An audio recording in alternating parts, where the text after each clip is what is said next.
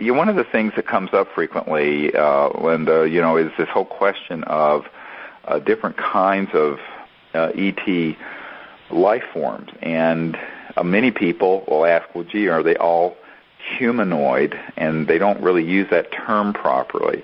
So I want to do some definitions first. The ET life forms that our contact groups have experienced and seen, and as you're going to hear about, photographed, are all humanoid in the sense that they are 2 arms, 2 legs, a head, and a torso, and are upright. And this seems to be a morphogenic field, as Rupert Sheldrake would call it, where apparently the universal concept of man, and by man I don't mean the gender male, but man as in a universal symbol, the kind of symbol that Leonardo da Vinci put inside a circle that showed man, that is like a 5-pointed star. If you look at a 5-pointed star, you got a head on top, 2 arms, 2 legs, and that's considered the most sacred universal symbol, by the way, is the 5-pointed star for that reason. And I think that this is a universal morphogenic field that works, and once, according to the Rupert Sheldrake's morphogenic field theory, is that because the whole cosmos is awake, and because the whole universe is a conscious quantum hologram where the fullness of intelligence is present at every point in space and time, that when a certain pattern begins to evolve and work, it then gets replicated at remote places without any linear contact. It's sort of like the 100th monkey phenomenon, where an island with a group of monkeys learn a new social skill or hunting skill or what have you, and they will find that at the same time a group of monkeys on another island that had no direct contact begin doing the same thing, that there's this sort of collective great conscious integrating switchboard in existence that integrates everything happening, and that when something works, it replicates and is used at remote places.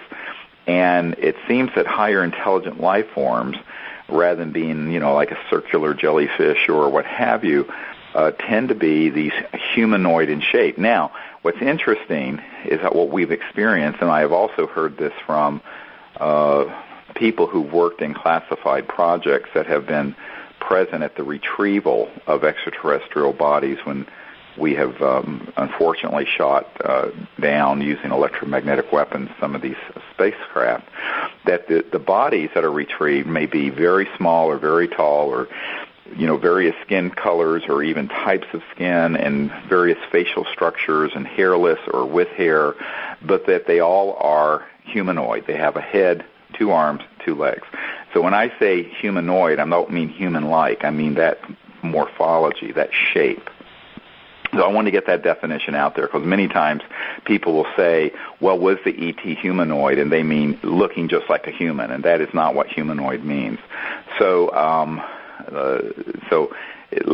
definitional requirements are very important so we know we're speaking the same language. So when I say humanoid, I just mean a head, 2 arms, 2 legs, a torso. Now, within that, there's enormous variation. One of the Disclosure Project witnesses back in the 90s had told me that they had learned that there were several dozen different planetary species that over the years had been cataloged in classified projects that dealt with retrieval of extraterrestrial vehicles and in studying this issue. And of course, in the pop culture, everyone thinks of the big bug-eyed grays or the reptilians, which of course ironically are the ones that are man-made program life forms that are genetically created creatures, and many people that have worked in those projects have come forward to describe to us exactly how that's done.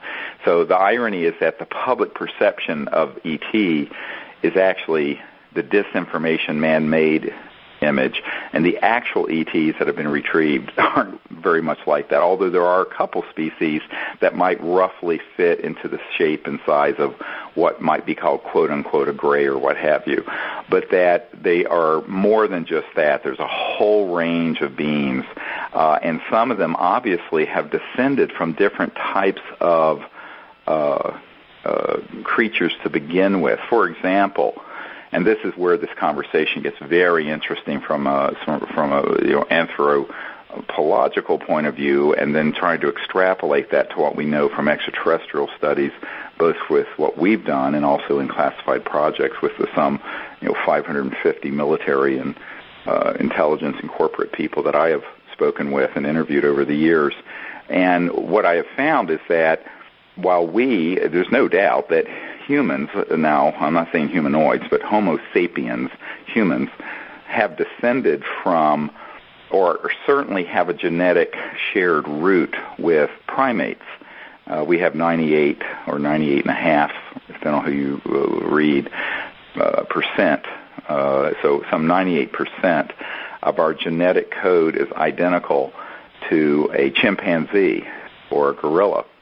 Now, that's a lot, but still, that 2% is also a lot. And that is the big question of how did the 2% come about?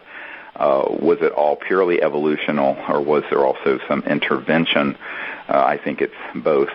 And secondly, what does it mean that Homo sapiens have descended from primates? And I think that the primate studies that are being done around the world, pioneered by people like Jane Goodall and others, but more recent studies that have been done are very interesting, because what's being found, although some people don't like hearing this because they always have this idea of, quote-unquote, the noble savage, is that the many primate species organize not only into tribes, but engage in intertribal violence. And in fact, it has been recorded that chimpanzees and others have organized into warfare. Now, it's been pointed out that may be due to the stress of a shrinking habitat and things that are being imposed upon their environment by humans. But nevertheless, the question becomes that the facts are what they are, and that is that primates are noted to kill each other. Now, what's also interesting when you look at that, because this is the bane of human existence, is prejudice and fear of people who are different from us, and of course various forms of racism and misogyny and bigotry and separation and what have you, that has led to organized warfare around various differentiating qualities, whether it be skin color or religion or ethnicity or what have you. But that there is a root for that within humanity that has to be transcended, that is probably carried over from our connection to our very roots, as 98% being identical with primates. And this, of course, is always the big question of our overcoming some of the aspects of humans that are within all of us, and that we have to overcome and control and find ways to resolve that are nonviolent and doesn't result in massive warfare now that we're in the era of weapons of mass destruction. So this is a very, very interesting discussion, and there have been, of course, many books written on this issue. Now, if you look at this, though, in terms of other phyla of animals, let's take, for example, canines. Well, dogs, for example, and wolves. Now, it's interesting because years ago when I was in college, I read a very interesting book about wolves and how maligned they were. And, of course, many people say, oh, my God, that person's like a wolf and this and that. But in reality, wolves don't kill each other. They may have a pecking order with an alpha wolf and a omega wolf and a beta wolf, and they may attack an intruding wolf just to teach it a lesson. But actually they don't go to the point of killing each other, whereas the dove of peace, will peck each other to death. So what's interesting is that even within the human sort of prejudice of other species, there is this tendency to assume that wolves are violent and doves are not. when in reality doves have been known to be so territorial as to kill each other, their own kind, whereas wolves do not do so. So should it be the wolf of peace instead of the dove of peace? It's very interesting. Now, I throw out these issues not just because I tend to be a bit of a contrarian in terms of what conventional wisdom in society is saying, but also to bring up this question of what does it mean that there are civilizations from other planetary systems, I have been informed, that have evolved from a lineage for which there's no concept of violence amongst themselves and or the concept of warfare? Very interesting question. You know, one thing that I'd like to interject here is that people might be thinking, well, wolves do kill prey, so do cetaceans kill their prey, and sometimes they even act together in groups or packs to attack their prey, but that's a whole different thing. That is not warfare, that's eating, and they happen to be predators, and that's their food. Right, it is a very different deal. Every living animal eats something, even if it's a plant. And of course, they found that plants have a certain consciousness about them. Although I think it's certainly more grievous to kill a higher intelligent animal than a carrot. Nevertheless, the question is, your point is exactly correct. That many animals will organize into hunting packs to feed themselves, to survive, but it isn't done for the sake of killing. It's to survive. And as opposed to territorialism where there's murder or organized warfare within the species, which humans do. And also, quite interestingly, it's now being established that primates do. Even if there are environmental stressors that have led to that, that's beside the point. They still engage in that. Whereas you don't see that. I mean, you don't see dolphins killing each other. You don't see many other species doing this.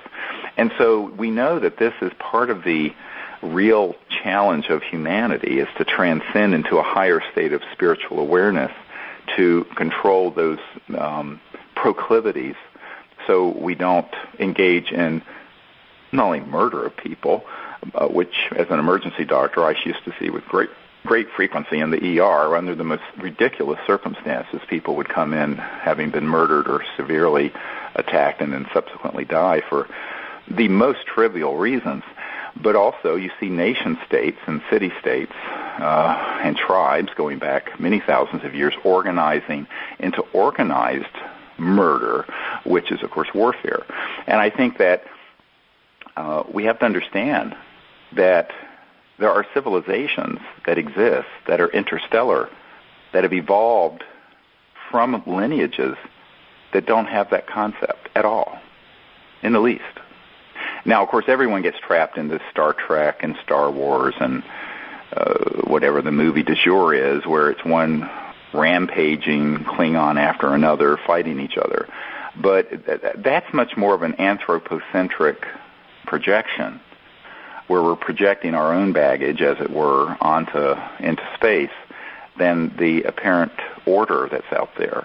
And I think that we have to take a look in the mirror. In fact, I think that it's very interesting that a lot of the way people will assume that our interstellar extraterrestrial visitors are violent is much more of a statement about ourselves. And it's basically the way people regard this entire subject, I think, is a giant, not only a Rorschach test, but a big mirror that reflects more about what the person is about than what is actually being intended. Because obviously, if you go through an analysis of this, any civilization capable of going faster than the speed of light, dematerializing at one point in space and rematerializing light years or galaxies away at another place like Earth, their technologies are so advanced that if they were inclined to weaponize them and be hostile towards, say, a planet like ours that's beginning to go into space with weapons and has killed almost 200 million of our own people in organized warfare in the last 100 years alone, that doesn't count the murders, the individual murders that have happened, that that such species who have that capability, if they were truly hostile, would have used that proclivity with that technology, and we wouldn't be breathing the free air of Earth today, 60 years after the dawn of the nuclear era.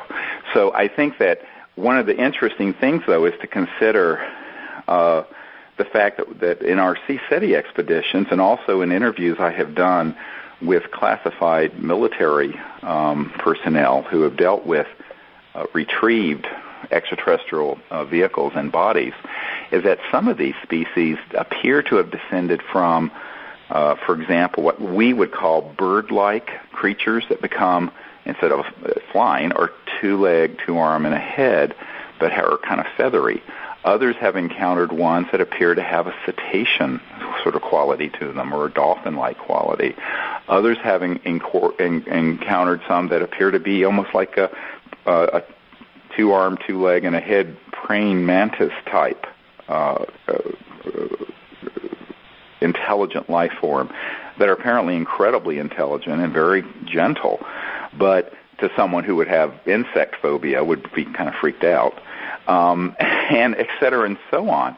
And so I think that there is the possibility that almost any phyla and any type of animal, in our case, of course, it was primates and what have you, could evolve and have perhaps some augmentation of their development through some sort of mysterious intervention that would lead to an upright man or humanoid that would be from that lineage. That, in other words, we have a primate connection.